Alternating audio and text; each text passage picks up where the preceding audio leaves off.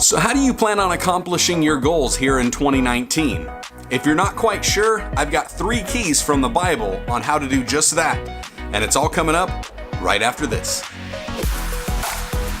Sharing God's love in the digital world and encouraging others to live by faith. This is Joshua Verwers.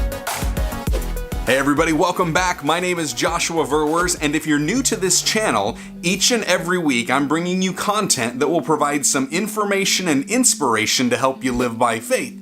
If that sounds good to you, I want you to go ahead and tap that subscribe button, and don't forget to ring the bell. That way YouTube will notify you each and every time I upload a new video. And I just want to let you know that I've made a decision. Wednesday evenings we are going to be live streaming, and I'm planning on doing it at 5:30 p.m. Central Standard Time. So if you can join me this Wednesday, January 2nd, it's going to be a blast. Now, if you're anything like me, you've probably already got some ideas of goals or things that you'd like to accomplish in 2019. Now, you also might be like I used to be, where I just didn't like writing things down and I didn't like stating any goals, and really, that was just from a fear of failure. But a few years ago, God wound up getting a hold of me and really kind of challenging me to lose a bunch of weight. He challenged me in a way of actually making me blurt out that I was going to lose 50 pounds while I was preaching a sermon.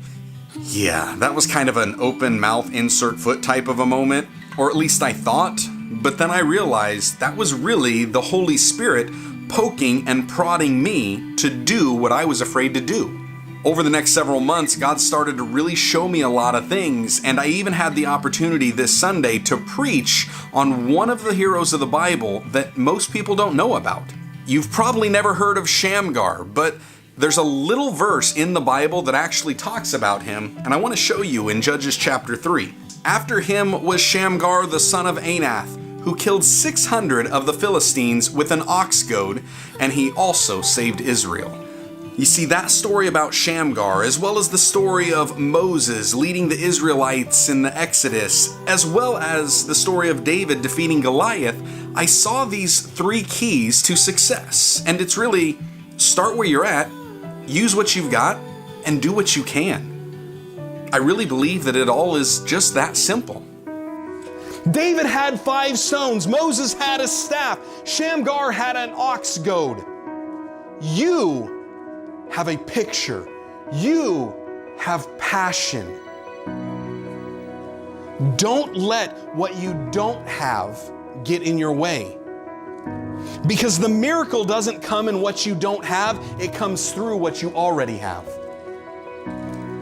Moses' staff is where the miracles came through. Defeating 600 Philistines? Come on, that's miraculous. With an ox goad? Slaying a giant. What have I got? Well, I've got a slingshot, and here's 5 smooth stones. Whing. One shot and he's down? And then he used what he didn't even have, but all of a sudden God gave him something else. Here's a sword. Whoosh. I mean, it's like, use what you've got. One verse that says what Shamgar did, and in that one verse lies the 3 keys that we all need for success. To start where we're at, to use what we've got, and do what we can. Because when we will do all of that, God does what we can't. Problem is, sometimes we don't think that where we're at is where we need to be to actually get started, and we really don't even realize what it is that we actually have. But yet, God has given you a vision of what you're going to accomplish this year. He's given you a picture, if you will, and He really has given you the passion inside of you to be able to pursue that picture. Now for me, I've used those keys to success in really everything that I'm doing. It doesn't matter if it's my own personal weight loss. It doesn't matter if it's my marriage or with my family. It doesn't matter if it's this YouTube channel. It doesn't matter if it's our church and our ministry there. All I can do is just start from right where I'm at and try to move forward by using what God has already given me and doing everything that I can with His ability. Now for you, for 2019, I want you to think about what it is that God's wanting you to accomplish this year. I want you to write it down. Actually, do one better. Type up your goal down in the comments section. Let me know what it is.